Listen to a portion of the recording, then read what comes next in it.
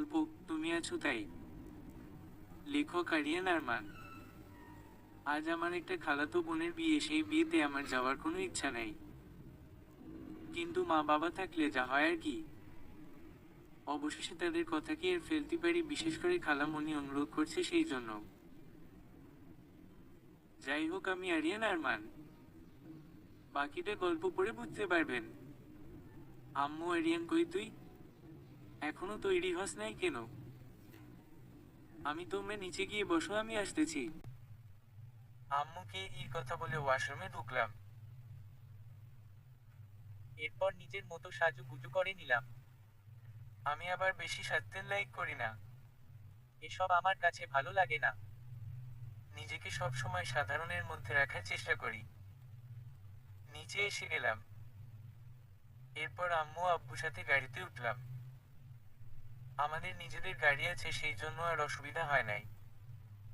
আমাদের গাড়ির ড্রাইভার উনি অসুস্থ, সেই জন্য 1 সপ্তাহের জন্য ছুটিতে গেছে, তাই আমাকে ড্রাইভ করতে হবে এখন। যেই ভাবা সেই কাজ। আমরা অলরেডি রওনা দিলাম ঢাকা থেকে বগুড়ায় যাওয়ার পথে। আমি এত বড় পথ কখনো ড্রাইভ করি নাই। আমরা সিরাজগঞ্জের কাছাকাছি আসার পর ফুড ভিলেজ নামে একটা রেস্টুরেন্ট আছে, ওখানে দাঁড়ালাম। আমারও প্রচুর খিদা লাগছে, আব্বু আম্মুর অবস্থা খারাপ। গাড়িটা পার্কিং করে আমরা সবাই রেস্টুরেন্টের ভিতরে ঢুকে ফ্রেশ হয়ে নিলাম। এরপর চেয়ারে এসে বসলাম। 1 মিনিট পর দেখলাম ওয়েটার আসলো। এরপর আব্বুকে বলল যে, ওয়েটার স্যার কি খাবেন? আব্বু, আরিয়ান কি খাবি তুই? আরিয়ান পোর্টা আর গরুর মাংস ভুনা। আব্বু, আচ্ছা আমাদের জন্য সেম আইটেম নিয়ে আসো ওকে। আমি বসে বসে ফোন টিপতেছি। রেস্টুরেন্টটা অনেক বড়। এখানে দেখলাম অনেক বাস দাঁড়ায়। দেখা যাচ্ছে বেশ রিচ আছে। 5 মিনিট পর ওয়েটার আমাদের খাবার নিয়ে আসলো। তারপর আমরা খাওয়া শুরু করলাম। খাওয়া দাওয়ার পর্ব শেষে আমি উঠে বাইরে গিয়ে ফোন বুকিং করতে করতে হঠাৎ কারোর সাথে মনে হলো ধাক্কা খেলাম। আমার ফোনটা হাত থেকে পড়ে গেল। আমি মুখটা ফিরিয়ে দেখি যে একটা মেয়ে আমার ফোনটা পড়ে যাওয়ার কারণে আমার মাথা গরম হয়ে গেল। আমি, hey you are you mad? চোখ দেখতে পান না? এটা আপনি কি করছেন? ফোনটা ভেঙে ফেললেন? আসলে সরি ভাইয়া, আমি বুঝতে পারি নাই, হুট করে আপনি আমার সামনে চলে আসলেন। আমি ইস্তে নামে আপনার সামনে এসেছি নাকি আপনি আমার সামনে এসেছেন? সুন্দরী ছেলে দেখলে ইচ্ছা করে ধাক্কা দিতে, তাই না? আজব তো, সরি তো বললাম, তারপর আপনি এভাবে কেন কথা বলতেছেন? আর আপনি নিজেকে যতটা সুন্দর ভাবতেছেন ওটা সুন্দরও না, বুঝছেন মশাই? আমার তো অলরেডি শরীরে আগুন জ্বলতেছে। আর কিছু বলার আগে আব্বু আম্মু এসে হাজির। আম্মু, এই আরিয়ান কি হয়েছে? কার সাথে এত ঝগড়া করতেছস? আসসালামু আলাইকুম আন্টি, উনি কি আপনার ছেলে? আম্মু, হুম, তুমি কে? আসলে আন্টি। এরপর যা কিছু হয়েছে সব কিছু খুলে বলল। আন্টি, এখানে তো আমার দোষ নেই, আমি কি করব বলেন? আব্বু, হুম, আচ্ছা মা তুমি যাও। আমি, এই মেয়ে কই যাচ্ছেন? আমার ফোনটা যে ভেঙে ফেলছেন, এটা জরিমানা কে দেবে? আব্বু, এরিয়ান চুপ, মান সম্মান সব খেয়ে ফেলবি নাকি? আব্বু, আচ্ছা শোনো মা, তোমার নাম কি? জি আঙ্কেল, আমার নাম শেখ সাবিহা। আমি রাগ করে গাড়িতে এসে বসে আছি। আব্বু আম্মু কি বুঝতেছি না, আমি একটা অচেনা মেয়ে এসে অপরাধ তো করলোই, সেটার বিচার না করে উল্টো সাপোর্ট দিতেছি না, এটা মেনে নেওয়া যায় না। আব্বু, এরিয়ান মেয়েটা বগুড়ায় যাবে ওর ফ্রেন্ডের বাসায়। ও কোনো গাড়ি পাইতেছে না, তুই যদি ওর সামনে তোর সাথে বসিয়ে একটু। আরিয়ান, আব্বু গাড়িটা তুমি ড্রাইভ করো নাও। আম্মু, বাবা তুই রাগ কেন করতেছস? মেয়েটা কিন্তু ভালো মনে হচ্ছে, এখনকার পরিস্থিতি ভালো না, কোনো গাড়িও নাই, এখন অনেক রাত। মেয়েটা এখানে একা থাকলে যদি কিছু হয়ে যায় তখন আমরা নিজেকে কখনো কি ক্ষমা করতে পারবো? আমি ওকে, মেয়েটাকে ডাকো। এরপর মেয়েটা এসে আমার পাশে বসলো। আমি সামনের দিকে তাকিয়ে ড্রাইভ করতেছি। মেয়েটা আমার দিকে কেমন করে যেন তাকিয়ে আছে। এরপর আমি আর বাকি রাস্তা কিছু বললাম না। যখন বগুড়ায় পৌঁছে গেলাম তখন এই যে আমরা বগুড়ায় এসে গেছি, আপনি কোথায় নামবেন? সাবিহা, ওই যে সামনে যে বড় বাড়িটা দেখা যাচ্ছে ওখানে। ওখানে আমার ফ্রেন্ডের বাসা। আমি বট? এক মিনিট, আপনার ফ্রেন্ডের নাম কি? সাবিহা আয়েশা। কেন, আপনি চিনেন নাকি? আমি চিনব মানে? আয়েশা হচ্ছে আমার খালাতো বোন। ওর বিয়েতে আমরা এসেছি। সাবিহা, ও তাই বুঝি? তাহলে তো খুব ভালোই। আমি একদমই ভালো না। এই শুনেন, আপনি আমার সামনে সামনে কম আসবেন ওকে। সাবিহা কিছু বলে নাই, জাস্ট একটা হাসি দিয়ে গাড়ি থেকে নামলো। আমি গাড়িটা পার্কিং করে দরজার সামনে সাবিহা, আম্মু, আব্বু আর আমি দাঁড়িয়ে আছি। বাড়ির চারপাশে অনেক সুন্দর ইভেন্ট করা হয়েছে। একদম পারফেক্ট বিয়ে বাড়ি মনে হচ্ছে। যাই হোক, আম্মু কলিং বেল বাজানোর পর খালামণি এসে দরজা খুলল। খালামণি আমাদের দেখেই হুট করে আম্মুকে জড়িয়ে ধরল। খালামণি, ভাবি কেমন আছেন? আর ভাইয়া, আপনারা কেমন আছেন? আরে আমাদের আরিয়ান, ও মা, এত বড় হয়ে গেছো তুমি! কত ছোটবেলায় দেখেছিলাম, এখন কত কিউট হয়ে গেছো। তুমি সাবিহা না? আয়েশার ফ্রেন্ড, ওদের সাথে কেমনে? এরপর আম্মু ফার্স্ট থেকে লাস্ট পর্যন্ত সব বুঝিয়ে বলল। এরপর সবাই মিলে একসাথে হাসতেছে। আমার রাগ লাগতেছে। মেয়েটার লজ্জা শরম কিছু নাই, কিরকম শব্দ করে হাসতেছে। আমি, খালামণি, আয়েশা কোথায়? খালামণি, আয়েশা ওর রুমে আছে। আমি আর কিছু না বলে আয়েশা রুমের সামনে গিয়ে দরজা নক করলাম। আয়েশা কে? আমি কোনো কথা না বলার কারণে আয়েশা দরজা খুলে দেখে যে আমি আয়েশা আমাকে অবাক করে দিয়ে জড়িয়ে ধরে কেঁদে দিল। কারণ যখন আয়েশার 3 বছর তখন ওর সাথে আমার একবার দেখা হয়েছিল আর এখানে আসা হয় নাই। এমনিতেই সবসময় ভিডিও কলে কথা বলতাম। আয়েশা আমার উপর একটু দুর্বল ছিল। এই বিষয়ে আম্মু ওকে আয়েশা বলেছিল, পরে আমি না করে দিয়েছি। কারণ আমি আয়েশাকে ছোট থেকে নিজের বোনের মতো জানি, ওর জন্য আমার মনে অন্য কোনো অনুভূতি নেই। আমি, আরে বাবা, কান্না করে সমুদ্রের সব পানি বের করে ফেলবি নাকি? আয়েশা, তুই আসলে একটা কিপটা লোক। আমরা, তোর কিছু হয় না। আমি, আহারে, এমন করে বলে না। আয়েশা, আমি কাজ নিয়ে অনেক বিজি ছিলাম। আর তুই জানিস আমি বাইরের দেশে ছিলাম, এই কারণে আর আসা হয় নাই। আয়েশা, বুঝছি, এবার কিন্তু 1 মাস থেকে যাবি, আমি তোকে কোথাও যেতে দেব না। আমি, এবার তুই আমাকে তাড়িয়ে দিলে ও আমি কোথাও যাব না, হা হা হা। এরপর আয়েশাও আমার সাথে হাসতে শুরু করলো। যাক, পাগলিটার মুখে হাসি আনতে পারছি, ওইটাই অনেক। এরপর আমি আমার রুমে চলে গেলাম ফ্রেশ হতে। ওইদিকে আয়েশা আর সাবিহা দুজন তো যেভাবে হাসতেছে, মনে হচ্ছে যে রুমটার মধ্যে যুদ্ধ চলতেছে। আমার রুমটা আয়েশার পাশের রুম, এই জন্য আমি স্পষ্টভাবে ওদের সব কথাবার্তা শুনতে পাচ্ছি। এরপর আমি ফ্রেশ হয়ে একটা ঘুম দিলাম। ঘুম থেকে উঠে দেখি যে আমার রুমটা একদম অন্ধকার। কোনো আলো নেই। কারেন্ট চলে গেছে নাকি চেক করার জন্য যখনই উঠতে যাব, মনে হলো যে কেউ আমার বুকের উপর চেপে বসে আছে। ফোনের ফ্ল্যাশ লাইটটা অন করে দেখি যে ওই সাবিহা মেয়েটা। আমি ভয়ে অনেক জোরে চিৎকার শুরু করলাম। পরে ঠাস করে একটা আওয়াজ হলো। আপনারা নিশ্চয়ই কিছু বুঝতেছেন। এটা স্বপ্ন ছিল, আমি বিছানা থেকে নিচে পড়ে গেলাম, কেউ দেখলে আবার লজ্জা পাবো এই ভেবে উঠে মুখ হাত ধুয়ে যখনই দরজা খুলতে যাব, সাবিহার মুখোমুখি হলাম। আমি, কি ব্যাপার, আপনি এখানে কি করছেন? সাবিহা, আন্টি আপনাকে ডাকতেছে তাই। আমি, আম্মু ডাকলে আপনাকে কেন আসতে হবে? সাবিহা, এবার থেকে প্রতিদিন আমাকেই ডাকতে হবে, বুঝতে পারছেন? আমি, মানে? সাবিহা, বলা তো যায় না কখন কি হয়ে বসে। আমাকে আর কিছু বলার সুযোগ না দিয়ে চলে গেল সাবিহা। এই মেয়েটার মাথায় কি চলতেছে? আসলে ও চাইটা কি? ধুর, খিদা লাগছে, এসব পরে ভাবা যাবে, আগে নিজের পেটকে শান্তি করতে হবে। কথায় আছে না, পেট শান্তি তো দুনিয়া শান্তি। নিচে গিয়ে সবার সাথে একসাথে বসে খেয়ে নিলাম। আবার রুমে এসে শুয়ে শুয়ে ফ্রেন্ডদের সাথে চেক করতেছিলাম, হঠাৎ দরজায় কে জানি নক করলো। আমি, কে? ভাইয়া, আমি। বুঝতে পারলাম আয়েশা। আয়েশা ভাইয়া, একটা কথা বলি, রাগ করবি না বলে দিলাম, আসলে সাবিহার কিছু জিনিস কেনা বাকি রয়ে গেছে, এই জন্য আমরা মার্কেটে যাইতেছি। আম্মু কিছুতেই আমাদের একা যেতে দিতেছে না, তাই বলছি কি তুই আমাদের সাথে চল। আমি সরি, আমি পারবো না। আয়েশা ভাইয়া প্লিজ প্লিজ। আমি আসতেছি, তোরা নিচে ওয়েট কর। ওদেরকে নিচে পাঠিয়ে আমি আমার ব্যাগ থেকে নীল রঙের একটা পাঞ্জাবি পরে নিলাম। আমি নিচে নেমে যেটা দেখলাম, আম্মু খালামণি সবাই সাজুগুজু করে বসে আছে। আমি এবার যখনই আবার উপরে উঠতে যাব, পিছন থেকে আম্মু দিল ডাক।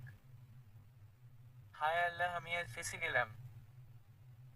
আমি, জি আম্মু, ডাকছিলে তুমি? আম্মু, রেডি হয়ে এসেছো? আবার উপরে চলে যাচ্ছ কেন? সাবিহা আন্টি, এসব ওনার না যাওয়ার ধান্দা, একটা কথাও শুনবেন না। আমি, এই মেয়ে আপনাকে বলতে বলছে কে? আম্মু, আরিয়ানার কথা নয়, গাড়িতে গিয়ে বসো। আম্মুর কথা শুনে সাবিহা দাঁত সবগুলো বের করে হাসতেছে। রাগে আমার পুরো শরীর পুড়ে যাচ্ছে, কিছু করার নাই, নিজেকে এখন শান্ত রাখতে হবে। সবাই গাড়িতে এসে বসলো। যেহেতু আমি বগুড়া শহরে কিছু চিনি না, তাই আয়শা বলে দিতেছে কোন দিকে যেতে, ওই অনুযায়ী আমি ড্রাইভ করছিলাম গাড়ি। অবশেষে বিশাল একটা মার্কেটের সামনে এসে সবাই নামলো। সাবিহা, এই যে আপনি বসে আছেন কেন? নাকি আন্টিকে ডাক দেবো? হি হি হি। আমি মনে মনে বলছিলাম, ফাজিল মেয়ে, আপনাকে রাতে ভালোভাবে শিক্ষা দেবো, জাস্ট ওয়েট। আল্লাহ গো, পুরো দিন শেষ করে দিল মার্কেট করতে করতে, আর জীবনে কোনো মেয়ে মানুষের সাথে যাব না, শিক্ষা হয়ে গেছে। রাত 10 দিকে বাসায় আসলাম, শরীর অনেক দুর্বল, তার মধ্যে খেতেও ইচ্ছা করছে না। কিন্তু বড়দের উপর কথা বলতে পারি না, তাই খেতে হলো কোনোরকম। খেয়ে নিজের রুমে গেলাম, একটু রেস্ট নেওয়ার পর নিজের মধ্যে অশান্তি লাগতেছে। বাসার মধ্যে এসি অন করা আছে, তারপর ভালো লাগছে না। নিচে দেখলাম সবাই গল্প করতেছে বসে, আমি একটু ছাদে যাব ভাবতেছি। বাইরে প্রচুর বাতাস হচ্ছে, পরিবেশ ঠান্ডা মনে হচ্ছে, আর দেরি না করে ছাদে আসলাম।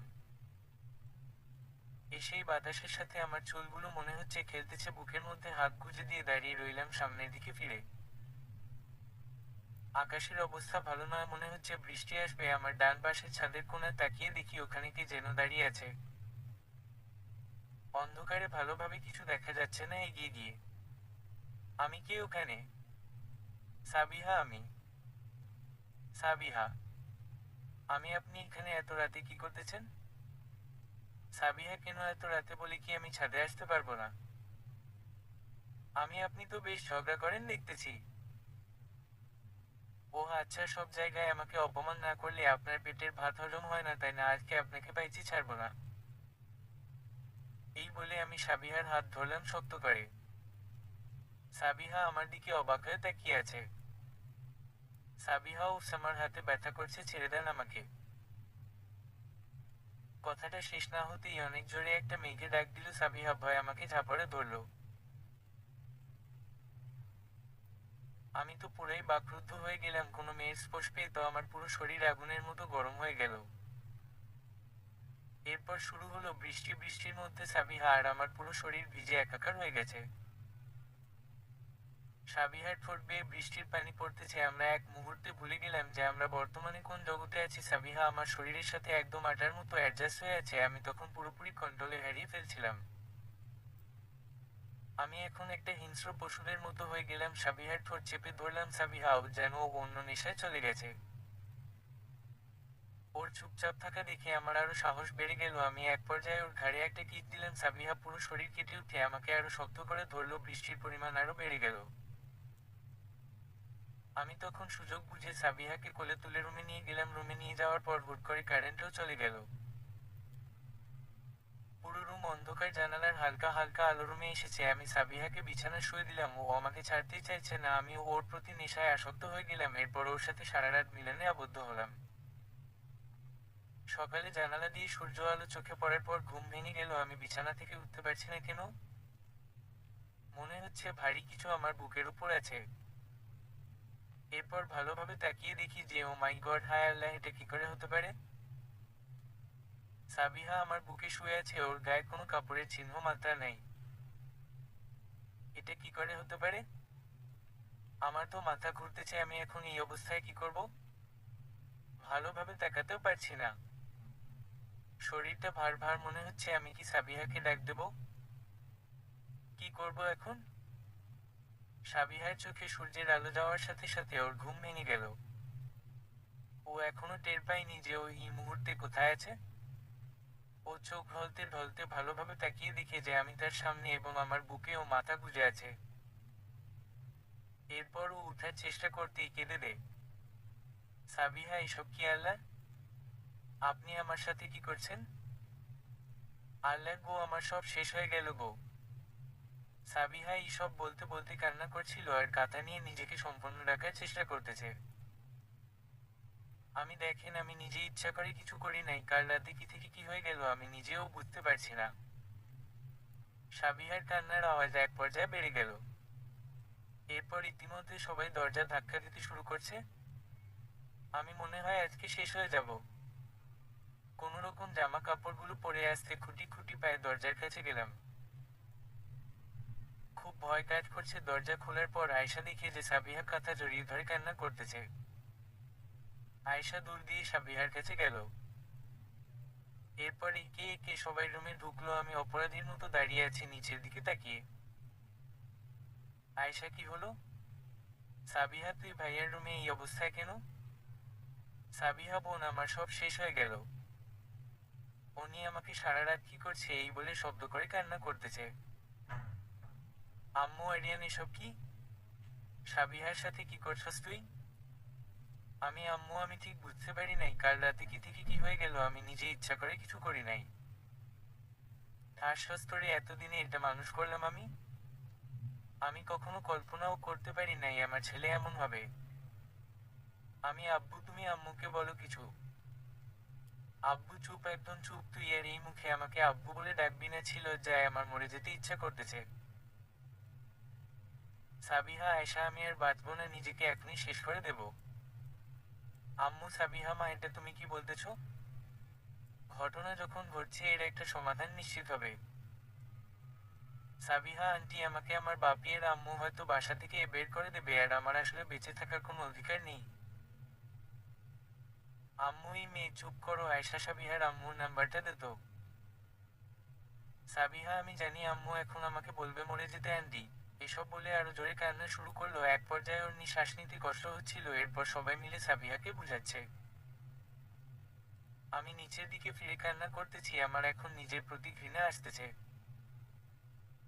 কি করে পারলাম এরকম একটা কাজ করতে? খুব খারাপ লাগছে। এতদিন আম্মু আব্বু আমাকে মাথায় উপরে তুলে রাখতো আর এখন আব্বু আম্মু বলতেছে আমার মুখ দিয়ে যেন ওদের না ডাকি। এর থেকে কষ্টের কথা আর কি হতে পারে? আম্মু অন্য রুমে গেল।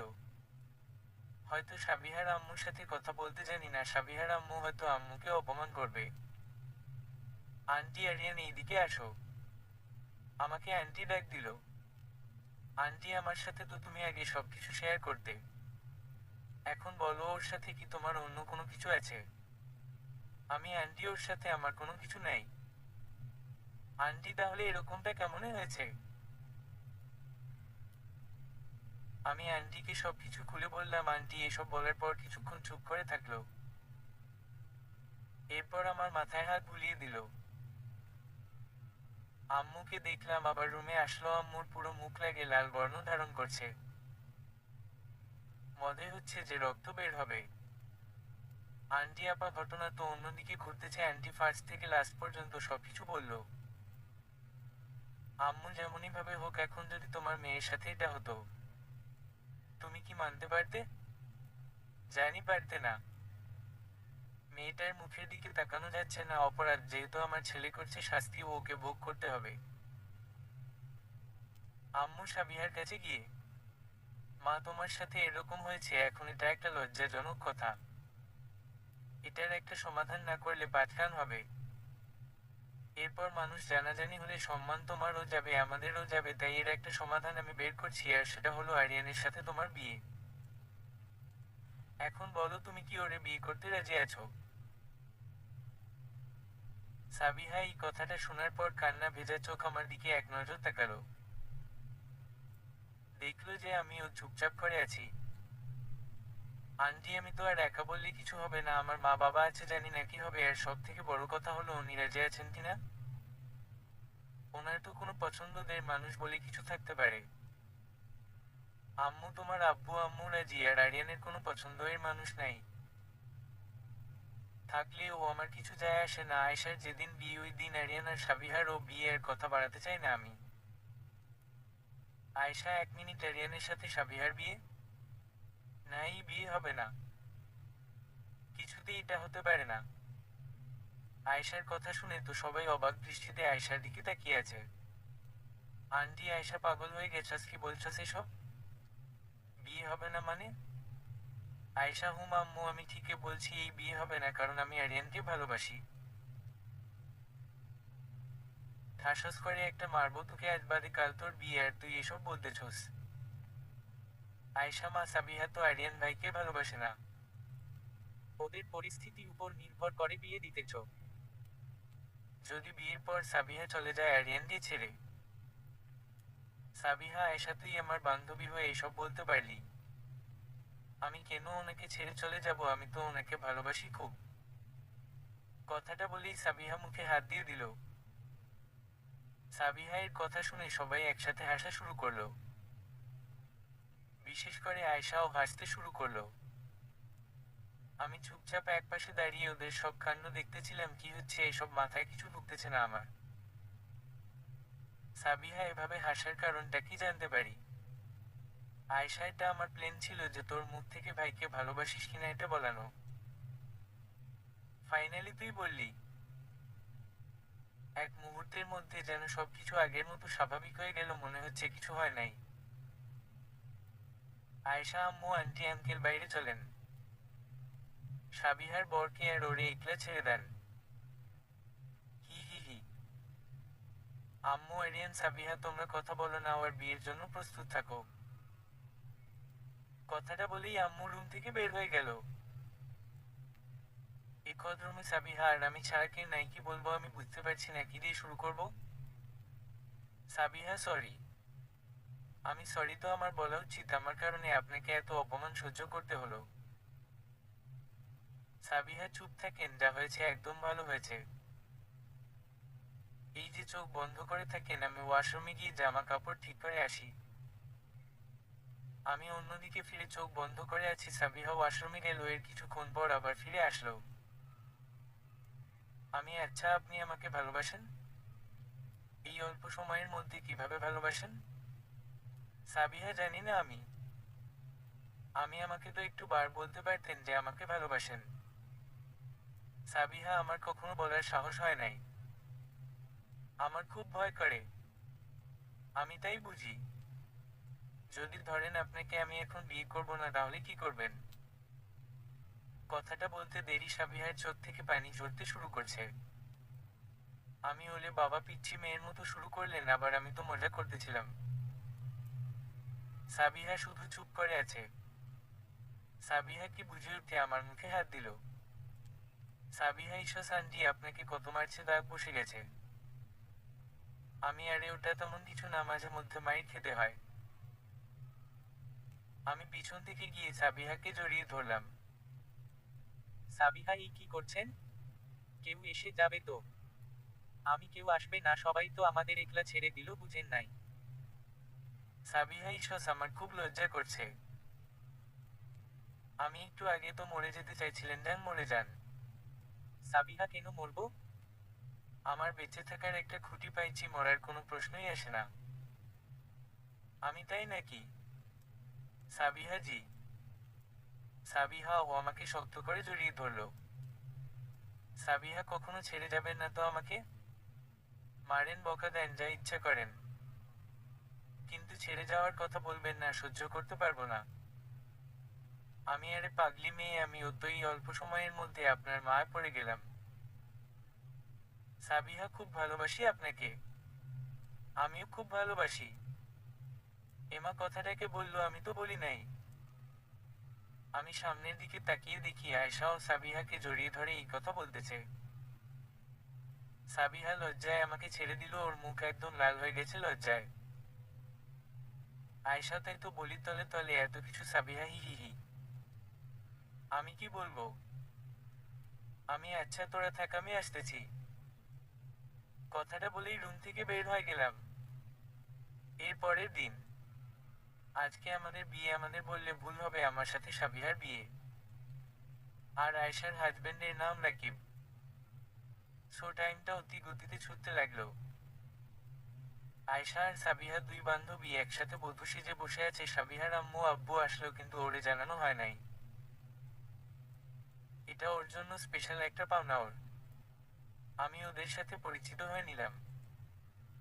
এরপর শ্বশুর শাশুড়িকে নিয়ে যেই রুমে সাবিহা আছে ওই রুমে সামনে গিয়ে দরজা ধাক্কা দিলাম।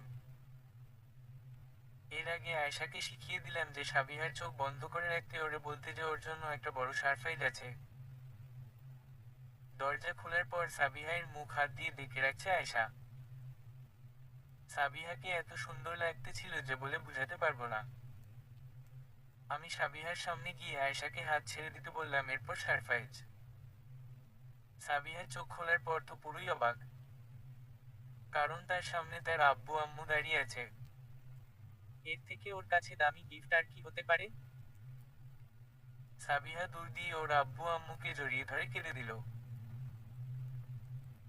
তাদের একমাত্র মেয়ের বিয়ে, তারা যদি না থাকে ব্যাপারটা কিরকম দেখা যায়, তাই আগে থেকেই সব প্ল্যান করেছিল। আমি বুকে হাত দিয়ে দাঁড়িয়ে আছি আর আয়েশা আমার দিকে মুচকি হাসতেছে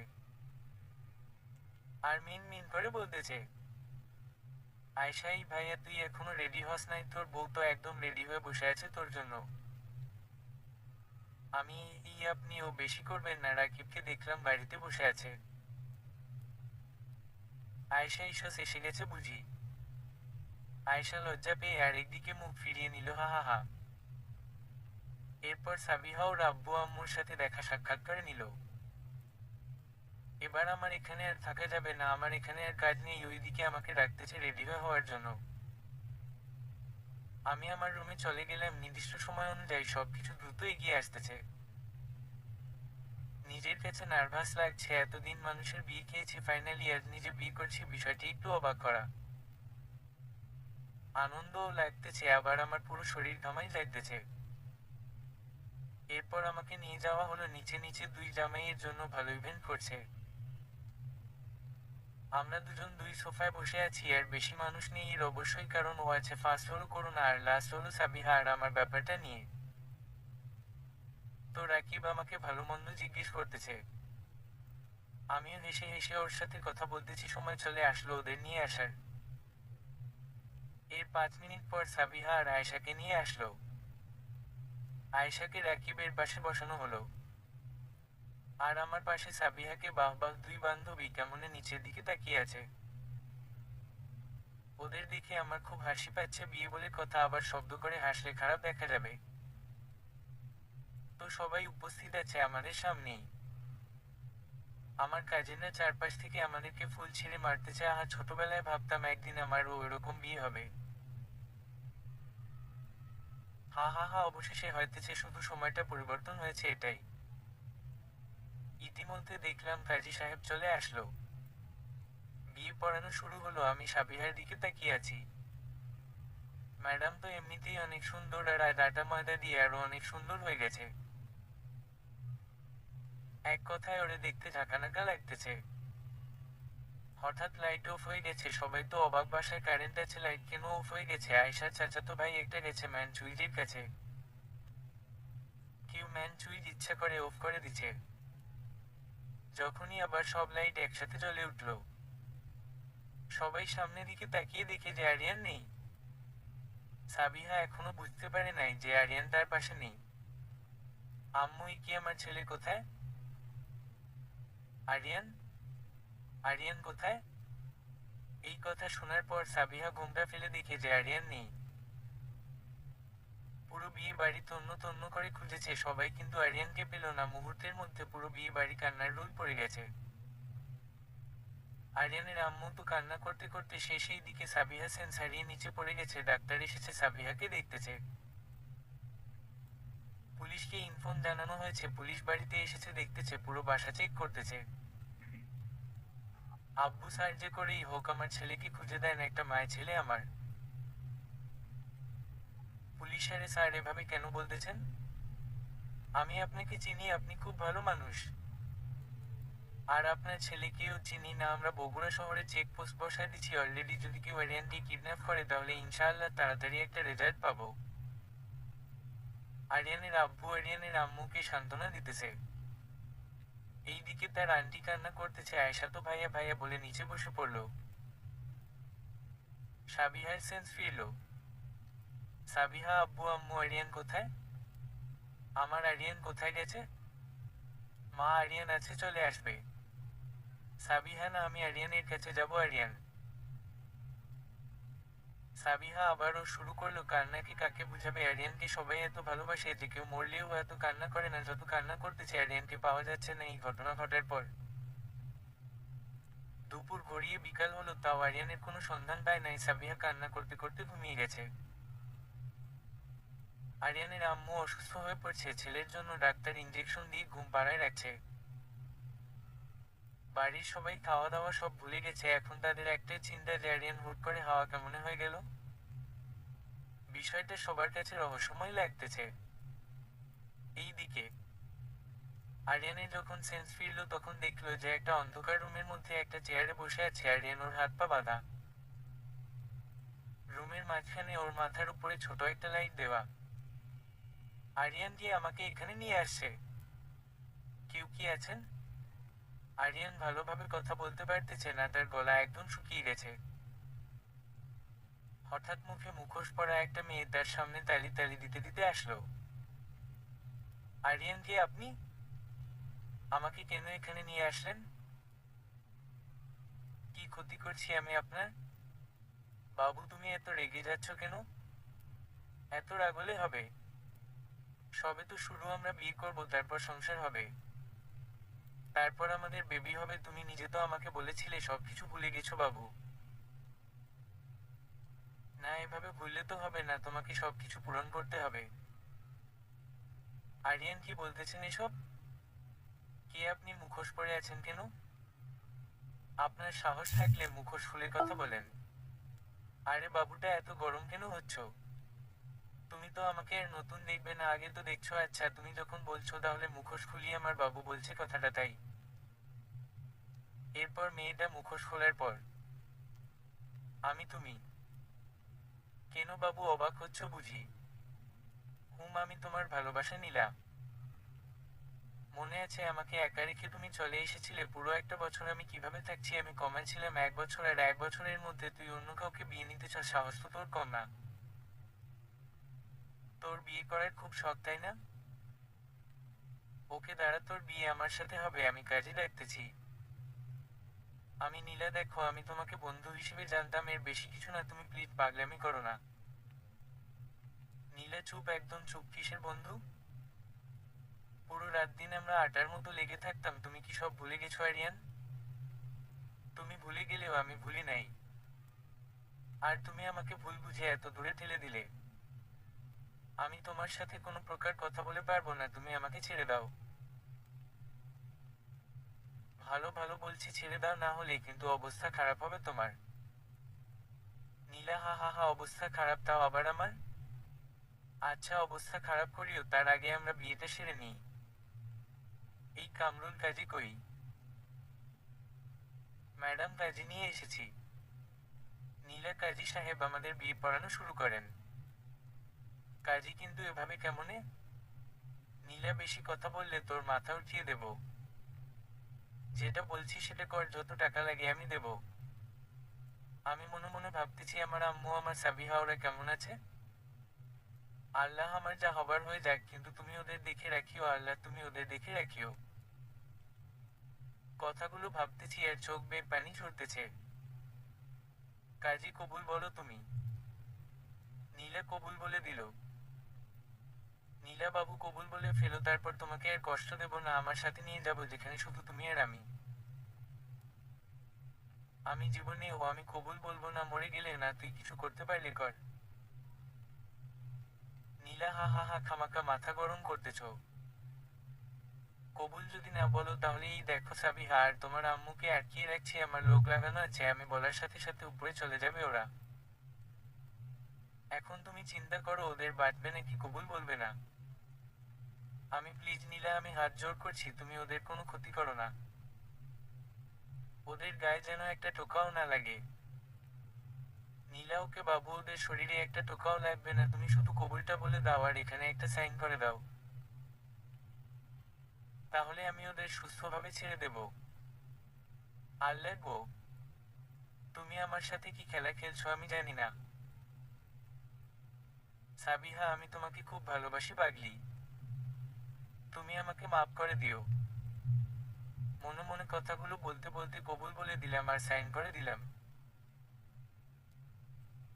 কাজী আলহামদুলিল্লাহ, কাজ সম্পন্ন, আজ থেকে আপনারা দুজন বিবাহিত স্বামী স্ত্রী। আমার চোখ বন্ধ হয়ে আসছে, কিছু বলতেও পারছি না, হঠাৎ আমার সবকিছু অন্ধকার হয়ে গেল। 5 মাস পর। সাবিহা মা, এভাবে আর কয়দিন না খেয়ে থাকবি? তোর পেটে যে একজন বড় হচ্ছে তার কথা অত্যন্ত চিন্তা কর। আরিয়ান চলে গেছে আর আসবে না কখনো, ও মরে গেছে মা। সাবিহা মা, তুমি কি পাগল হয়ে গেছো? আমার আরিয়ান মরে নাই। ও কিছুতেই মরতে পারে না। ও আছে, আমি জানি আমার আরিয়ান একদিন আমার কাছে ঠিকই ফিরে আসবে। ও একদিন আমাদের সন্তানের টানে ঠিকই ফিরে আসবে। এই 5 মাসে সবাই ধরে নিল আরিয়ান মরে গেছে। কিন্তু সাবিহা কিছুতেই মানতে পারে নাই। সাবিহা বিশ্বাস করে আরিয়ান ঠিকই ওর কাছে আবার আসবে। আর এইদিকে নীলা। নীলা সোনা, এখনো বসে আছো আমার জন্য বুঝি? উম্মা, প্রতিদিন কিচ না দিলে ঘুম আসে না তাই না? না গো, আপনারা ঠোঁটের ছোঁয়া না পেলে তো আমার চোখ বন্ধ হয় না। নীলা, হয়েছে, এখন আমাকে আদর করেন। নীলার হঠাৎ মাথাটা ঘুরে উঠল। নীলা দূর দিয়ে ওয়াশরুমে ঢুকে বমি করতে শুরু করলো। বমি করার পর নীলা আয়নার দিকে তাকিয়ে মুচকি একটা হাসি দিচ্ছে। এই হাসি যেন রাজ্য জয় করা হাসি। মাথাটা ঘুরে উঠল নীলার। হুট করে দূর দিয়ে ঢুকলো ওয়াশরুমে, বমি আর আটকাতে পারল না। চোখ মুখে পানি দিয়ে আয়নার সামনে তাকিয়ে আছে নীলা, ওর মুখে লজ্জার আভাস দেখা যাচ্ছে।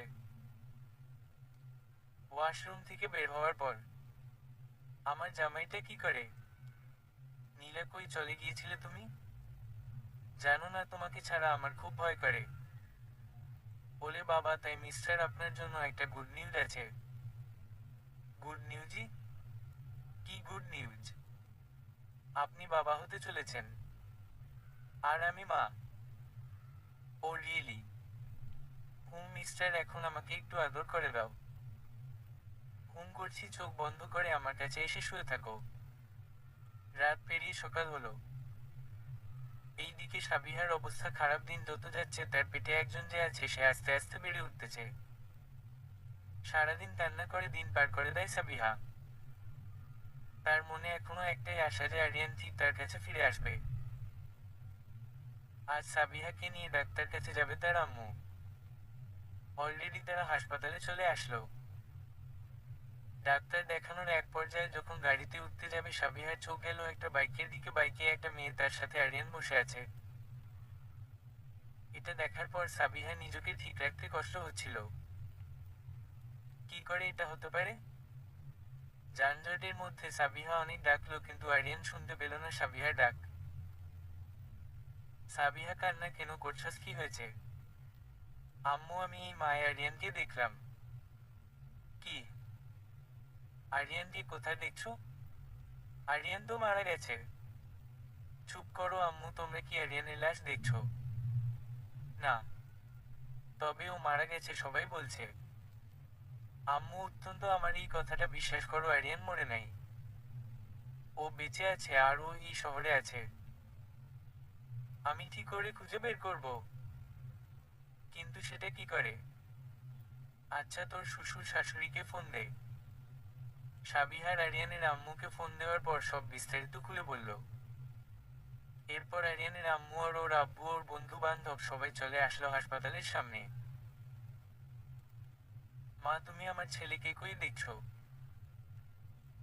আম্মু, আমি রাস্তার ওপাশে দেখছি, আমার আরিয়ানকে সাথে একটা মেয়েও ছিল, প্লিজ আপনারা আমার আরিয়ানকে আমার কাছে এনে দেন। আচ্ছা, এটা শিওর যে আমার ছেলে বেঁচে আছে? ওগো আরিয়ানের আব্বু, তুমি কিছু একটা করো। আমি আর কিছুতেই আমার ছেলেকে দ্বিতীয়বার হারাতে পারবো না। আহা, তোমরা এমন করলে কেমনে হবে? ওটা কি শিওর আরিয়ান, নাকি অন্য কেউ? আচ্ছা, আমি থানায় ফোন করে বলতেছি। আর নিউজে আরিয়ানের ছবি দিয়ে দিচ্ছি, তোমরা চিন্তা করো না, সব ঠিক হয়ে যাবে। আর সাবিহা মা, তুমি এই সময় একটু প্লিজ নিজের খেয়াল রাখবে। বাবা, আরিয়ান আসলে সব হবে, আমি পারবো না ওকে ছাড়া থাকতে। আচ্ছা, সবাই গাড়িতে উঠো। এরপর সবাই চলে গেল বাসায়। নীলা বাসায় আসার পর, বাবু এই নাও তোমার ওষুধ। আচ্ছা নীলা, ওই যে লাল দাগ দেওয়া ওই মেয়েটাকে? আরিয়ানের এরকম প্রশ্ন শুনে নীলার শরীরের সমস্ত পশম দাঁড়িয়ে গেছে। নীলা ভাবতেছে যে করে হোক আরিয়ানকে কখনো বলা যাবে না মেয়েটা আসলে কে। আরে আরিয়ান, আমার বাবুটা, ওটা হচ্ছে আমার বান্ধবী, আমরা একই কলেজে পড়তাম, আর ওর ছবিতে লাল দাগ পড়ে গেছে, ওটা অনেক আগে তো, তাই এরকম হয়ে গেছে। নীলা, জানো আমার না মনে অস্থিরতা কাজ করছে, মনে হচ্ছে এই মেয়েকে কোথায় যেন আমি দেখছি, কিন্তু কোথায় সেটা মনে পড়ছে না কিছু। আরিয়ান, কোথায় দেখছো? হয়তো তোমার শরীর খারাপ, উপরে আসো, ওষুধ খেয়ে ঘুম পাড়িয়ে দিই তোমাকে। না, আমার প্রতিদিন ওষুধ খেতে ইচ্ছা করে না, ওষুধগুলো কিরকম বাজে, আমি খাবো না। আরিয়ান, যেটা বলছি সেটা করো, গরম হয়। নীলা কথাটা রাগ নিয়ে বলল। আরিয়ান ভয়ে চুপসে গেল। এরপর নীলা আরিয়ানের হাত ধরে টানতে টানতে নিয়ে গেল রুমে। এইদিকে সাবিহার অবস্থা আরো খারাপ হচ্ছে। সাবিহা আরিয়ানের ছবির দিকে তাকিয়ে সারাদিন চোখের পানি ফেলতে থাকে, তার বিশ্বাস তার আরিয়ান ওর কাছে ফিরে আসবে। সাবিহা আর ওর আম্মুর সাথে হাঁটতে বের হয়েছে। সাবিহা যেহেতু এখন মা হতে চলেছে, ওর হাঁটা বারণ আছে, তাই গাড়ি নিয়ে বের হলো তারা। বের হওয়ার একমাত্র কারণ হলো সাবিহার মন ভালো করা। কারণ সাবিহা এই সময় তার প্রিয় মানুষকে হারিয়ে চার দেওয়ালের মাঝে বন্দি রয়েছে। সাবিহার মা ভাবছে একটু মেয়েটাকে নিয়ে বাসার বাইরে থেকে ঘুরে আসলে মনটা ভালো হবে। সাবিহা হঠাৎ আবদার করলো আইসক্রিম খাবে। এই মুহূর্তে কি আইসক্রিম খাওয়া উচিত? কিন্তু তার জেদের কাছে তার মা হেরে গেল। দুজনে গাড়ি থেকে নামলো রাস্তার ধারে আইসক্রিমওয়ালা। আইসক্রিম নিয়ে সাবিহা একটু মুখে দিতেই আরিয়ানকে দেখতে পেল হঠাৎ। আরিয়ানকে দেখতে পেয়ে সাবিহার হাত থেকে আইসক্রিম পড়ে গেল। আরিয়ান, আরিয়ান দাঁড়াও। এই আরিয়ান। সাবিহা ছুটলো আরিয়ানের পিছে। এই শরীর নিয়ে সাবির দৌড়াতে পারছে না, কিন্তু আরিয়ানের কাছে তাড়াতাড়ি যাওয়ার চেষ্টা করছে। পিছন থেকে তার মা ডাকতেছে। সাবিহা কারো কথা কানে না দিয়ে আরিয়ানকে ডাকতে ডাকতে তার কাছে যাচ্ছে। আরিয়ান হঠাৎ বুঝলো যে তার নাম ধরে কেউ মনে হচ্ছে ডাকতেছে। কে ডাকতেছে বিষয়টা দেখার জন্য আরিয়ান যখনই পিছনে ফিরল, দেখতে পেল যে তার সামনে। এই আরিয়ান, কখন থেকে ডাকছি? কই হারিয়ে গেছিলে আমাকে ছেড়ে? আমি জানতাম তুমি ঠিকই আমার কাছে ফিরে আসবে। আমি আর কোথাও যেতে দেব না তোমাকে। জানো আরিয়ান, একটা খুশির সংবাদ হলো, আমার পেটে আমাদের সন্তান আছে, তোমার আর আমার সন্তান। এক মিনিট, এক মিনিট, কে আপনি? আরিয়ানের মুখ থেকে এই কথা শুনে সাবিহা বেশ ধাক্কা খেল। সাবিহা কখনো চিন্তাও করে নাই যে আরিয়ান তাকে এটা বলবে। আরিয়ান, আমি তোমার ভালোবাসা, আমি তোমার স্ত্রী। সাবিহা, তুমি আমাকে চিনতে পারছো না? এইদিকে সাবিহার মা ও আরিয়ানকে দেখে ও পুরোই অবাক, এটা কি করে হতে পারে? মা, দেখো না, আরিয়ান নাকি আমায় চিনতে পারছে না। মা, ওরে একটু বলো না, আমার সাথে মজা করতেছে, নিশ্চয়ই মজা করতে বারণ করো, আমি অনেক কষ্ট সহ্য করছি আর পারছি না। বাবা, আরিয়ান তুমি বেঁচে আছো? এতদিন কোথায় ছিলা? সরি আপনারা কে? আমি সত্যিই আপনাদের চিনি না। সাবিহা হাঁপিয়ে হাঁপিয়ে কান্না করতেছে। ঠিক সেই মুহূর্তে একটা সিকিউরিটি আসলো। এরপর, স্যার কি হয়েছে? দেখো ওরা কারা, আমার নাম ধরে চিৎকার করতেছে, ওদের এখান থেকে চলে যেতে বলো। কথাটা বলেই আরিয়ান বাসায় ঢুকে গেল। প্লিজ আপনারা চলে যান, ম্যাডাম দেখলে আমাকে চাকরি থেকে বের করে দেবে। সাবিহা বলল যে, কে আপনার ম্যাডাম? নাম কি তার? ম্যাডামের নাম নীলা। অনেক বড় প্রভাবশালী, আর আরিয়ান স্যারকে সব সময় চোখে চোখে রাখে। এই দেখেন আরিয়ান আর আমার বিয়ের ছবি। নিশ্চয়ই এই মেয়েটা মনে হয় আমার আরিয়ানের সাথে কিছু করছে, তাই আমার আরিয়ান আমাকে দেখেও চিনতে পারলো না। দেখেন আপনি আমার বাবার বয়সী, আপনার একটা মেয়ে যদি এখন এরকম থাকতো তাহলে আপনি কি ওরে সাহায্য করতেন না? যত টাকা লাগে আমি দেবো, তারপর প্লিজ আপনি আমার আরিয়ানকে আমার কাছে ফিরিয়ে দিতে সাহায্য করুন। দেখো মা, কোনটা সত্য আর কোনটা মিথ্যা আমি জানি না। পেটের দায় এই বয়সে এসেও কাজ করতে হচ্ছে। আমি যত দূর জানি আরিয়ান স্যারের স্মৃতিশক্তি নাই। হোয়াট? জি মা, আরিয়ান স্যারের স্মৃতিশক্তি নাই। আর উনি সকালে একটা কাজ করলে বিকালে সেটা আর মনে থাকে না। আম্মু, আমার আরিয়ানের সাথে নীলা মেয়েটা কি কি করছে আল্লাহ ভালোই জানে। এই জন্য তো আমার আরিয়ান আমাকে চিনতে পারছিল না। সাবিহা মা, কান্না করিস না, আমরা তো আরিয়ানের খোঁজ পেয়ে গেছি। এখন তুই যদি এভাবে ভেঙে পড়ছো তাহলে তো আর কিছুই হবে না। আরিয়ানকে তোর সবকিছু মনে করাতে হবে, তাই না? হুম আম্মু, আমি আমার আরিয়ানের জন্য সবকিছু করতে রাজি আছি। আচ্ছা চাচা, আপনি আমার বাবার বয়সী, আমাকে আরেকটা হেল্প করতে পারবেন? মা, আমি তোমাকে চিনি না, তবে তোমার চোখের পানি দেখে এতটুকু বুঝলাম হয়তো তুমি সত্য বলছো। আর নীলা ম্যাম রাগী অহংকারী একটু, তাই ভয়ে আমি কিছু বলার সাহসও পাই না। আমার চাকরি চলে গেলে আমার ছেলে মেয়েরা না খেয়ে মরবে। চাচা, আপনাকে চাকরি আমি দেবো, আপনার যত টাকা লাগে আমি দেবো, আপনি শুধু আমাকে একটু হেল্প করেন যাতে আমি আমার আরিয়ানকে আমার কথা মনে করাতে পারি। মা, আমার টাকা লাগবে না, তুমি বলছো এটাই অনেক। আমাকে শুধু এটা বলো যে আমার কি কি করতে হবে। চাচা, আপনি আগে। সাবিহা সবকিছু খুলে বলল সিকিউরিটিকে।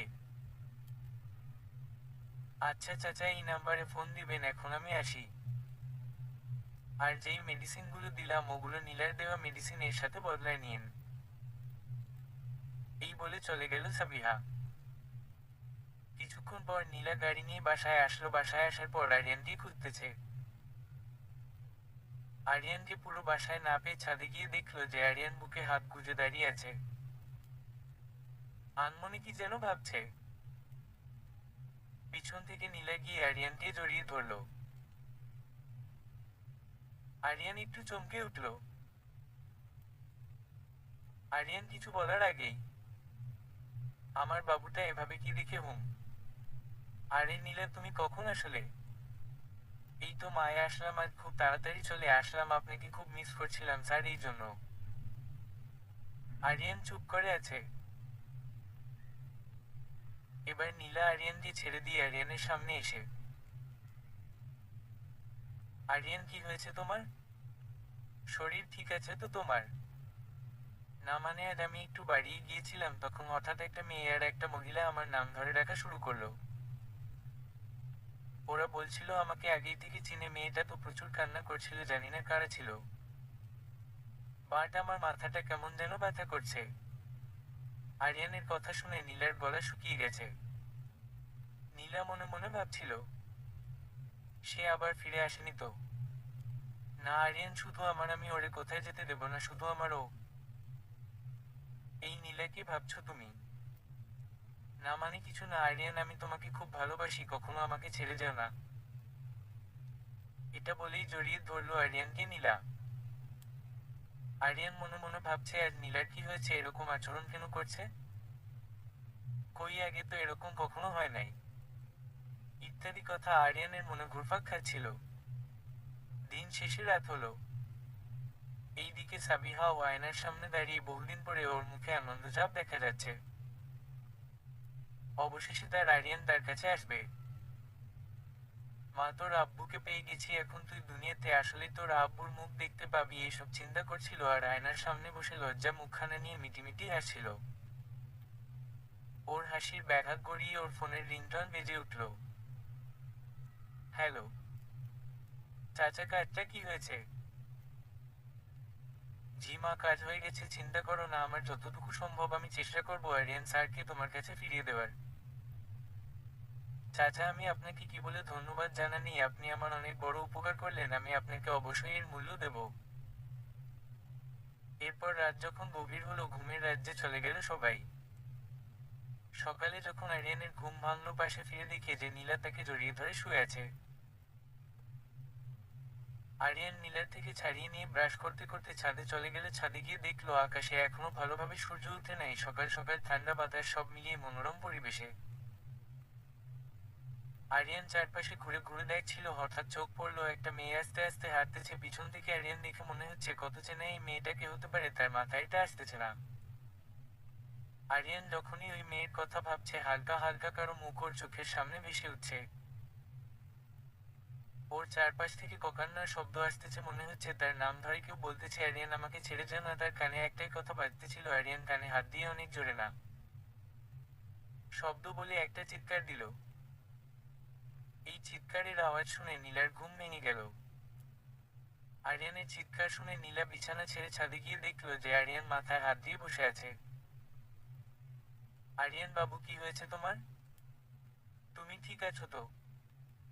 আমার মাথাটা প্রচুর ব্যথা করছে, মনে হচ্ছে আমার মাথা এখনই ফেটে যাবে। বাবু প্লিজ এমন বলো না, আমি এখনই ডাক্তারকে কল দিতেছি, তুমি আমার সাথে নিচে আসো। নীলা আরিয়ানকে ধরে নিচে নিয়ে গেল রুমে। আরিয়ানকে শুয়ে দিয়ে নীলা ফোন নিয়ে বেকুনিতে গিয়ে ডাক্তারকে ফোন দিল। Hello doctor uncle. আরে নীলামা, কেমন আছো? তোমার কণ্ঠ এরকম কেন লাগছে? সবকিছু ঠিকঠাক আছে তো? কিছু ঠিক নাই আঙ্কেল। আরিয়ান সবকিছু খুলে বলল। সব তো বুঝলাম, এক কাজ করো, তুমি আরিয়ানকে নিয়ে সোজা আমার চেম্বারে চলে এসো। এরপর নীলা আরিয়ানকে নিয়ে হাসপাতালের উদ্দেশ্যে রওনা দিল। রাস্তার মাঝখানে জ্যামে আটকে পড়ল তাদের গাড়ি। আরিয়ান জানালার পাশে বসা চারদিকে দেখতেছিল। হঠাৎ কালো একটা গাড়ি দেখে ওর চোখ বড় হয়ে গেল। কারণ কালো গাড়িতে সেই চেনা চেনা মুখটার মেয়েটা দেখতে পাচ্ছে। কিন্তু আরিয়ান এটা কিছুতেই মাথায় আনতে পারছে না যে মেয়েটার নাম কি। এই যে শুনছেন। আরিয়ান যখনই ডাক দিল জ্যাম ছেড়ে দিল। সাবিহা আরিয়ানকে দেখছে, কিন্তু নীলা গাড়ি টান দিয়ে নিয়ে গেল। সাবিহা বিষয়টা ক্লিয়ার হওয়ার জন্য তার ড্রাইভারকে বলল এই গাড়ি ফলো করতে। সাবিহা নীলার গাড়ি ফলো করতে করতে একটা হাসপাতালের সামনে এসে থামলো। এরপর নীলা আর আরিয়ান হাসপাতালের ভিতরে ঢুকলো। সাবিহা ড্রাইভারকে গাড়িতে থাকতে বলে নীলার পিছন পিছন গেল। সাবিহা ভাবতেছে আজ যেই করেই হোক জানতে হবে আমার আরিয়ানের সাথে এই মেয়েটা কি কি করছে। সাবিহা যখন পুরোপুরি হাসপাতালে প্রবেশ করলো তখনই নীলা আরিয়ানকে নিয়ে 2 তলায় একটা চেম্বারে ঢুকলো। সাবিহা ভাবছে এটা তো ডাক্তার শাহেদ খান। এখানে কি করছে নীলা আরিয়ানকে নিয়ে? সাবিহা ওদের থেকে 5-6 হাত দূরে একটা জায়গায় বসলো, চোখে চশমা দিয়ে যাতে কেউ তাকে না চিনতে পারে। নীলা ভিতরে যাওয়ার পর, আঙ্কেল। আরে এসো গেছো তুমি? বসো। আঙ্কেল দেখেন না ওর কি হয়েছে? আজকাল বাসার মধ্যে ও শুধু চিৎকার করে। এরকম কেন হচ্ছে ওর? এরকম কি আগে কখনো হয়েছিল? না আঙ্কেল, আর 2-3 ধরে আরিয়ান এমন করতেছে। আচ্ছা আমি বুঝতে পারছি, আরিয়ানকে একটু বাইরে পাঠাও তো, তারপর তোমাকে সবকিছু বলতেছি। নীলা আরিয়ানকে বাইরে বসতে দিয়ে ভিতরে চলে গেল। আঙ্কেল এবার বলেন কি সমস্যা, বুঝতে পারছেন? তোমার কথা অনুযায়ী যেটা বোঝা যাচ্ছে। আচ্ছা তার আগে বলো, আমি তোমাকে যেই মেডিসিনগুলো দিলাম ওগুলো কি তুমি নিয়ম মতো খাওয়াচ্ছ ওরে? আমি তো নিজের হাতে ওরে খাইয়ে দিই।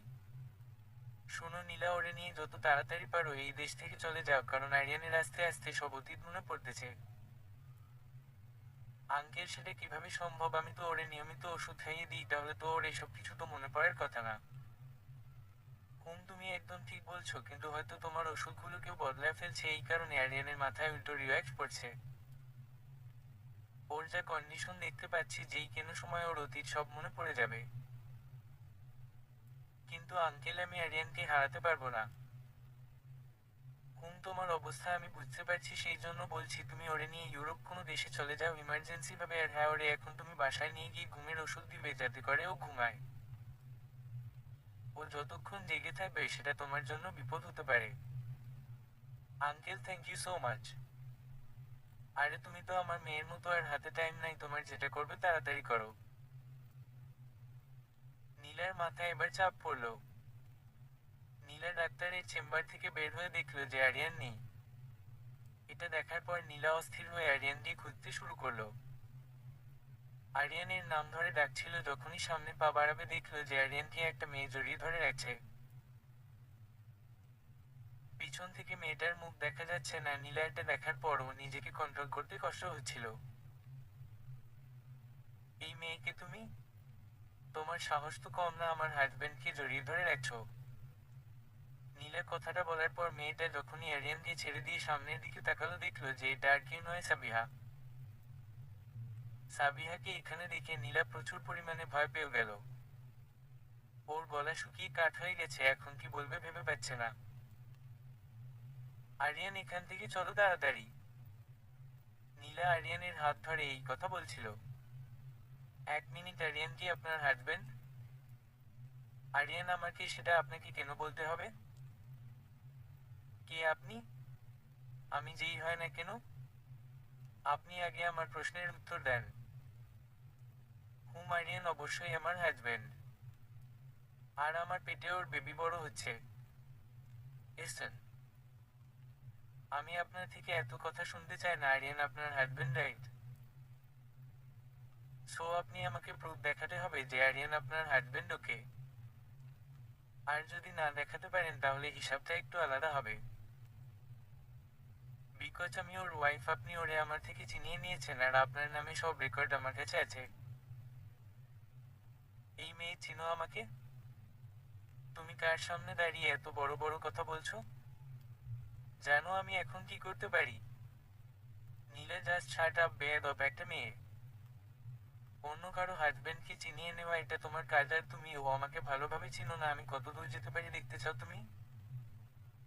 আমি হাসপাতালের মধ্যে কোনো ঝামেলা করতে চাই না। তুমি এখনই প্রুফ দাও আরিয়ান তোমার হাজবেন্ড। আমার কাছে প্রুফ এই মুহূর্তে নেই, তবে আমার বাসায় আছে। আমি বিকালে পার্কে আরিয়ানকে নিয়ে আসবো, দেখিয়ে দেবো যে ও আমার হাজবেন্ড। আর আরিয়ান আমার হাজবেন্ড এটা প্রমাণিত হওয়ার পর আমাদের আশেপাশে যদি তোমাকে দেখি তাহলে তোমার নামে আমি কমপ্লেন করব। হি হি হি। দেখা যাক বিকালে কি হয়। নীলা আরিয়ানকে টানতে টানতে নিয়ে গেল। আরিয়ানের চোখ শুধু সাবিহাকে দেখছিল। মনে হচ্ছিল কত চেনা এই মেয়েটা আরিয়ানের। নীলা বাসায় গিয়ে সবকিছু প্যাক করে নিল। ওর লোকদের জানিয়ে দিল এই মুহূর্তে ইমার্জেন্সি, ও জার্মানি চলে যাচ্ছে। আরিয়ানকে ভুল ভালো বুঝিয়ে ওরে রেডি করে সবকিছু নিয়ে বাসা থেকে বের হয়ে গেল। এই বিষয়টা সিকিউরিটি দেখে সাবিহাকে ফোন দিল। হ্যালো চাচা, বলেন। মা, নীলা ম্যাডাম আরিয়ান স্যারকে নিয়ে বিদেশ চলে যাচ্ছে। হোয়াট? কবে যাচ্ছে? আরে মা, ওরা গাড়ি নিয়ে বের হয়ে গেল, বিমানবন্দরের দিকে যাচ্ছে। তুমি তাড়াতাড়ি আটকাও, না হলে অনেক বড় ভুল হয়ে যাবে। ওকে, আমি এখনই যাচ্ছি। সাবিহা গাড়ি নিয়ে রওনা দিল। সাবিহার গাড়ির পিছনে পুলিশের গাড়ি। এইদিকে নীলা যখনই গাড়ি থেকে নামতে যাবে পুলিশ এসে চারদিক থেকে নীলাকে ঘিরে ধরলো। এরপর যেটা হলো, নীলাকে পুলিশ ঘিরে ধরলো। আরিয়ান পুলিশ দেখে ভয় পেয়ে গেল। কি সমস্যা আপনাদের? সরি ম্যাডাম, আপনার নামে মামলা আছে, আমরা আপনাকে এখনই অ্যারেস্ট করতে বাধ্য হচ্ছি। হোয়াট? অ্যারেস্ট করবেন মানে? আমার অপরাধটা কি? আর আপনাদের তো সাহস কম না, চিনেন আমাকে। আপনারা জানেন এটার জন্য আপনাদের কত বড় শাস্তি হতে পারে। আমাদের কথা পরে ভাবা যাবে আপনি এসব থানায় গিয়ে বলেন। এখন আমাদের সাথে থানায় চলেন। আপনারা কিন্তু এটা আমার সাথে ঠিক করছেন না। মহিলা একটা পুলিশ এসে নীলার হাতে হাত কড়া পরিয়ে দিল। ম্যাডাম চলেন, বাকি কথা স্যার এর সাথে বলবেন। নীলা যেতে চাইছে না, জোর করে পুলিশেরা নীলাকে গাড়িতে উঠিয়ে নিয়ে গেল। এইদিকে আরিয়ান এইসব কিছু দেখে তার মাথা ব্যথার পরিমাণটা প্রচুর বেড়ে গেল। আরিয়ান মাথায় হাত একপাশে বসে পড়ল। সাবিহা গাড়ি থেকে নেমে আরিয়ানকে এসে জড়িয়ে ধরল। আরিয়ান, এই আরিয়ান, কি হয়েছে তোমার? তুমি ঠিক আছো তো? আরিয়ান বসা অবস্থায় থেকে হুট করে নিচে শুয়ে পড়ল। সাবিহা তো ভীষণ ভয় পেয়ে গেছে। সাবিহা আরিয়ানের জন্য ওর চোখ থেকে পানি গড়িয়ে পড়তে শুরু করছে। কাউকে না পেয়ে ড্রাইভারকে ডাকতে শুরু করলো। ড্রাইভার গাড়ি থেকে নেমে আরিয়ানকে ধরে গাড়ির পিছনের সিটে বসালো, উপর পাশে সাবিহা বসে আরিয়ানের মাথা তার কোলে রাখলো। একটু জোরে চালাও গাড়িটা। জি ম্যাডাম। এরপর আরিয়ানকে নিয়ে যাওয়া হলো হাসপাতালে। নীলাকে থানায় নিয়ে যাওয়ার পর নীলা অফিসারের সাথে বসে কথা বলতেছে। অফিসার, যত টাকা লাগে আমি দেবো, আপনি এসব দিক দেখেন, আমাকে ছাড়ানোর ব্যবস্থা করেন। সরি ম্যাডাম, আমাকে মাফ করে দেবেন, আসলে মামলাটা টাকা দিয়ে সমাধান করা সম্ভব না। আমি কেন, আমার উপরে যিনি দায়িত্বে আছে উনিও এই কাজ করতে পারবে না। কারণ ম্যাডাম যেটা বলছে ওটা করতে হবে, না হলে আমাদের চাকরি চলে যেতে পারে। আপনাদের ম্যাডাম কে? কোথায় থাকে উনি? নাম কি? ওনার নাম শেখ সাবিহা ওরফে কমিশনারের মেয়ে। আর ম্যাডাম একজন সরকারি কর্মকর্তা, বিসিএস ক্যাডার। ওনারা সরকারি লোকটা বলে তাই করতে হবে, আমরা তো শুধুমাত্র কর্মচারী। ম্যাডাম যেটা হয়েছে ওটা মেনে নেন। চুপ করেন, আমি কিছুতেই হার মানব না, আমি জিতে ছাড়ব। ম্যাডাম যা বলার আদালতে বলবেন। হাবিলদার, ওনাকে লোকাপে ঢুকাও। এই দিকে হাসপাতালে আরিয়ানকে নিয়ে যাওয়া হলো অপারেশন থিয়েটারে। ততক্ষণে আরিয়ানদের বাসায় সবাই হাসপাতালে পৌঁছে গেল। যখনই সবাই হাসপাতালের ভিতরে ঢুকলো, সাবিহা দেয়ালের সাথে হেলান দিয়ে উপরের দিকে তাকিয়ে কান্না করছিল। আরিয়ানের আম্মু গিয়ে জড়িয়ে ধরল সাবিহাকে। মা, আমার আরিয়ান কোথায়? আম্মু, আরিয়ান ভিতরে আছে, ওর অপারেশন চলতেছে, জানি না কি হবে। আরে মা, চিন্তা করো না, আমার ছেলে একদম ঠিক হয়ে যাবে, তোমার চোখের পানি মুছো। একবার যখন আমরা আরিয়ানকে পেয়েছি, কোথাও হারাতে দেব না। আর আরিয়ানের আব্বু। সাবিহার চোখের পানি বন্ধ হচ্ছে না। সাবিহা, এভাবে করলে আমরা নিজেকে কিভাবে ঠিক রাখি বল তো মা। আজকে 2টা দিন না খেয়ে আছি, সত্যন্ত বেবির জন্য হলেও কিছু খেয়ে নে মা।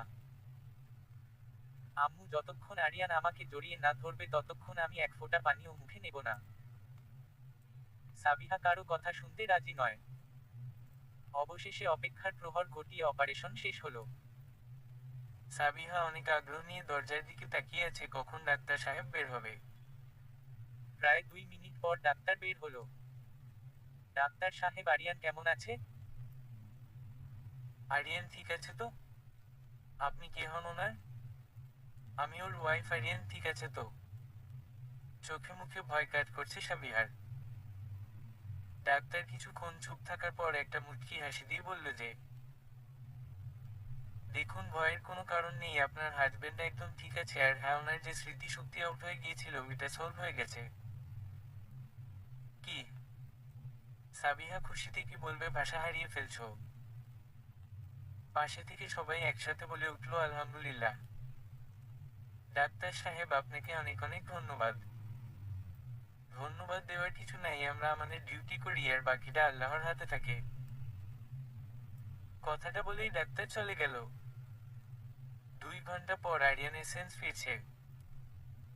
সাবিহা মাজা, তুই আরিয়ানের কাছে, মেয়েটা কখন থেকে ছেলেটার জন্য কান্না করতেছে। সাবিহা দরজা খুলে আরিয়ানের কেবিনে ঢুকলো। দেখলো যে আরিয়ান চোখ বন্ধ করে শুয়ে আছে। সাবিহা গিয়ে আরিয়ানের পাশে গিয়ে বসলো, এরপর মাথায় হাত দিল। আরিয়ান, খুব মায়াবী কণ্ঠে সাবিহা আরিয়ানকে ডাকলো। আরিয়ান আস্তে আস্তে চোখ খুলে দেখে যে তার সামনে বসে আছে তার প্রাণপ্রিয় স্ত্রী সাবিহা। আরিয়ান এটা দেখে খুব অবাক হচ্ছিল যে সাবিহা কান্না করতেছে। আরিয়ান উঠে বসার চেষ্টা করতেই সাবিহা বাধা দিল। কি হয়েছে তোমার? কান্না করতেছো কেন? আরিয়ান খুব নরম সুরে। এটা খুশির কান্না আরিয়ান।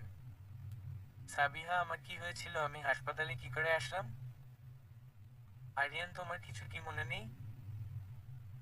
কি মনে থাকবে? আচ্ছা, আমাদের বিয়ের পর কি হয়েছিল, আমি হাসপাতালে কেন আসলাম?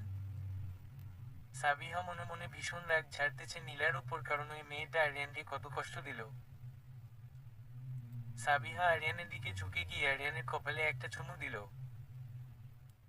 আরিয়ান, এসব তোমাকে সবকিছু পরে বুঝিয়ে বলবো, এখন তুমি কিছু খাবে? তোমার তো খিদা লাগছে, তাই না? তা তো লাগছে। মুখ বাঁকা করে আচ্ছা, আমি খাবার নিয়ে আসছি, তোমার জন্য ওয়েট করো একটু। সাবিহা: জি। তুমি তো কিছু খাও নাই।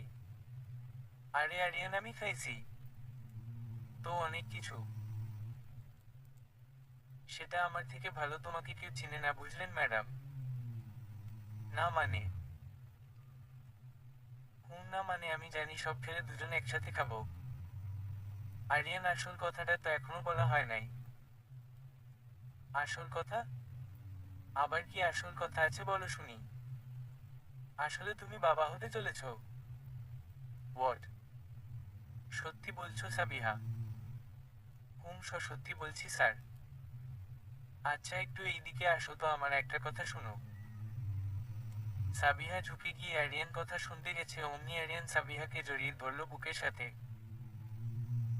সাবিহা মনে মনে অনেক খুশি, কতদিন পর ওর হাজবেন্ড ওরে এরকম করে জড়িয়ে ধরলো।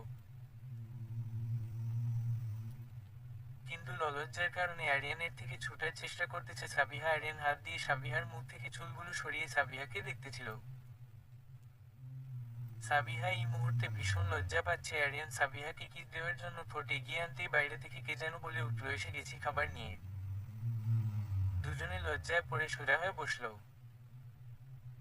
এরপর পিছন ফিরে তাকিয়ে দেখে যে আরিয়ানের আব্বু আম্মু সবাই। আরিয়ানের আম্মু তার ছেলেকে এইরকম অবস্থায় দেখে আর নিজেকে ধরে রাখতে পারে নাই, সবকিছু ভুলে আরিয়ানকে জড়িয়ে ধরল। কতদিন হয়ে গেল আমার ছেলেটা আমার কাছে নাই, তুই যখন হারিয়ে গিয়েছিলি একটি রাত ও আমার ঘুম হয় নাই। এমন কোনো রাত নাই যে আমি তোর জন্য কাঁদি নাই। আম্মু আম্মু, আমি তো এখন এসে গেছি, তুমি যদি এমন করে কান্নাকাটি করো তাহলে কেমন দেখায় বিষয়টা। আরিয়ানের আম্মু ছেলেকে কাছে পেয়ে আরিয়ানের কপালে একটা চুমু এঁকে দিল। আব্বু, তোমরা সবাই কেমন আছো? আন্টি আঙ্কেল কেমন আছেন আপনারা? আমরা তো সবাই ঠিক আছি বাবা, এখন তুমি আলহামদুলিল্লাহ সুস্থ থাকলে সব ঠিক থাক। সাবিহার আম্মু: আর কোনো কথা নয় আম্মু, তোমরা সবাই বসো, আমি খাবারটা রেডি করি। এই পাগলি মেয়ে, এটা হাসপাতাল, এটা আমাদের বাসা না। শুন তুই, আরিয়ান বাবাকে নিয়ে এখন খেয়ে নে। আমরা বাসায় গিয়ে সবাই একসাথে খেতে পারবো। আন্টিটা কি করে হয়, সাবিহা যখন বলছে তখন খেতে তো পারেন একসাথে। না বাবা, তুমি খাও, সুস্থ হও, তাহলে আমাদের শান্তি, আমরা বাইরে খেয়ে নেব। ড্রাইভারকে বলছি খাবার অর্ডার দিতে, মনে হয় এতক্ষণে খাবার রেডি। আচ্ছা বেআইন সাহেব, আপনারা আসেন। এরপর সবাই কেবিন থেকে চলে গেল, এখন শুধু কেবিনে সাবিহা আর আরিয়ান। সাবিহা: জি। তুমি খুব টেনশন করছো, খুব কষ্ট পাইছো, খুব কান্না করছো, তাই না? আরে না, তেমন কিছু না, তুমি এখন আমার কাছে আছো, সব ঠিক হয়ে গেছে। শুনো। ও হবু আরিয়ান, জাস্ট চুপ, কোনো কথা না। এখন খাবে ওকে। এরপর আরিয়ানকে সাবিহা খাইয়ে দিল। আরিয়ানের কাছে অন্যরকম অনুভূতি কাজ করছে, কারণ ওর ভালোবাসার মানুষ ওরে কত যত্নে করে খাইয়ে দিতেছে, এর থেকে খুশির আর কি আছে। আচ্ছা সাবিহা, তোমাকে একটা কথা বলি। জি বলো। ওই যে নীলার কি অবস্থা? ওর এমন অবস্থা করছি, সামনে 10 বছরে ছুটতে পারবে না। থানা থেকে কত বড় সাহস, আমার হাজবেন্ডকে নিয়ে শেষ কিনা দেশ থেকে পালিয়ে যাইতেছে। কথাটা খুব রেগে বলল সাবিহা। সাবিহার রাগী মুখটা দেখতে অনেক কিউট লাগছিল, তাই আরিয়ানের মুখ থেকে হাসি বের হয়ে গেল। আরিয়ান: না, তুমি যেভাবে ওরে পানিশমেন্ট দিচ্ছ তাই আর দেখতে তো হবে বউটা কার।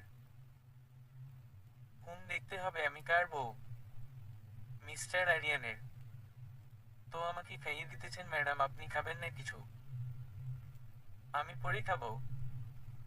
চুপ করো, নিজের মুখটা একবার আয়নায় দেখছো? আর তোমাকে এমনিতেই এখন বেশি বেশি খেতে হবে, কারণ তোমার পেটে আমাদের তাবাসসুম আছে তো। ওই যা, আমার লজ্জা করছে কিন্তু। আচ্ছা, সব লজ্জা এখন পকেটে রাখো। এখন হা করো। আরিয়ান সাবিহাকে খাইয়ে দিল। খাওয়া দাওয়ার পর্ব শেষে সাবিহা আরিয়ানের বুকে শুয়ে পড়ল। যদিও বেডে তেমন জায়গা ছিল না, তারপর সাবিহা লেপ্টে বুকের সাথে মিশে অ্যাডজাস্ট হয়ে নিল। ভালোবাসার মানুষের বুকে শোয়া কার না ইচ্ছা করে। 2 দিন পর আরিয়ানকে হাসপাতাল থেকে বাসায় নিয়ে যাওয়া হলো। আরিয়ান এখন মোটামুটি অনেকটা সুস্থ। তারপর সাবিহা সব সময় আরিয়ানের সাথে থাকে। ওর ঘুম থেকে উঠা শুরু করে রাতে ঘুমানো পর্যন্ত সব সময় ওর টেক কেয়ার করে। সাবিহার কেয়ার আর ভালোবাসা পেয়ে আরিয়ান কয়েকদিনের মধ্যে সুস্থ হয়ে গেল। আজ পরিবারের সবাই একসাথে নিচে বসে গল্প করছিল। হঠাৎ কলিং বেলের শব্দ শুনে সাবিহা উঠে দাঁড়ালো। এরপর সাবিহা দরজা খুলে যেতে দেখল। সাবিহা দরজা খুলে দেখে তো পুরোই অবাক, কারণ ওর সামনে আয়শা আর তার হাজবেন্ড দাঁড়িয়ে আছে। আর সব থেকে অবাক করা বিষয়, আয়শা আয়শা সোজা এসে সাবিহাকে জড়িয়ে ধরল। কেমন আছিস বান্ধবী? কতদিন হয়ে গেল তোর সাথে কথা হয় না। আমি তো ঠিকঠাক আছি, তোর কি অবস্থা? ভিতর থেকে আরিয়ানের আম্মু। কে এসেছে রে মা? আম্মু আয়শা। সাবিহার কথা শুনে সবাই দাঁড়িয়ে গেল। যখন আয়শা ভিতরে ঢুকলো, আয়শা কারোর সাথে কথা না বলে সর্বপ্রথম এর কাছে গিয়ে আরিয়ানকে জড়িয়ে ধরে কেঁদে দিল। আরে আরে, কি হয়েছে আমার বোনটার? কি হয়েছে? কতদিন পর দেখা। তুই যখন হারিয়ে গিয়েছিলি তখন অনেক কান্না করেছি আমি খুব। ওকে ফাইন, এখন তো আমি ফিরে এসেছি, নো কান্না। আর রাকিব, কেমন আছো তুমি? কি, আমার বোন শুকিয়ে গেছে কেন? আসলে ভাইয়া, আপনাদের এসব প্রবলেমের ভিতর আয়শা ঠিকভাবে খাওয়া দাওয়া করে না। যদিও আমি অনেক বুঝাইছি, তারপর পরেও ও আপনার বিষয়টা নিয়ে এক প্রকার সেন্সিটিভ ছিল। বুঝছি। বসো তোমরা। এরপর সবার সাথে আয়েশা তার হাজবেন্ড অ্যাড হয়ে গেল। এখন আরিয়ান আর সাবিহা, পুরো পরিবারের মানুষ সবাই একসাথে আছে, একসাথে সবাই খেয়ে নিল। রাতে ডিনার শেষে ঘুমানোর সময় সাবিহা: জি, তুমি এত কাজকর্ম, এত ব্যস্ত হওয়ার দরকার নেই। যেটা লাগে আমাকে বলবে, তোমার এই শরীর নিয়ে এত বিজি হওয়ার দরকার নাই। এ সময় তোমার রেস্ট নেওয়ার সময়। কি যে বলো না, আমি তো এখন কাজ করতে ভালো লাগে।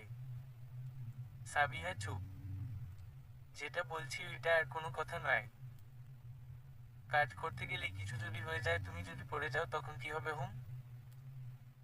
না থাক, আমি এত রিস্ক নিতে চাই না। ওকে ওকে মশাই, এত রাগ করলে হবে? আপনি যাই বলেন সেটা হবে। আচ্ছা, আমি এখন ঘুমাবো, তুমি ও শুয়ে পড়ো। ওই আরিয়ান। কি? আমাকে বুকে নেও? এত ঢং করে বলতে হয় আসো? না যাবো না, যাও তুমি, তোমার সাথে কথা নাই। বলে বাবা কত রাগ করে। আসো, আমার বউটা একটু আদর করেই দিই। সাবিহাকে হেঁচড়ে টান দিয়ে আমার বুকে আনলাম। এরপর সাবিহার কপালে চুমু এঁকে দিলাম। পাগলিটাকে আমাকে এমনভাবে শক্ত করে জড়িয়ে ধরে আছে, মনে হচ্ছে ছেড়ে দিলে আমি পালিয়ে যাব। এখন সব থেকে নিজেকে সুখী মনে হচ্ছে, কারণ আমার ভালোবাসাকে নিজের করে পেয়ে আমি অনেক খুশি। সবাই আমাদের জন্য দোয়া করবেন যেন আমরা এভাবে সংসার করতে পারি। আর আপনাদের সবার দাওয়াত রইল যখন আমাদের বেবি দুনিয়াতে আসবে ওই দিন। মনে করে সবাই আসবেন কিন্তু। লাইট অফ, আর কিছু দেখার দরকার নাই। সমাপ্ত।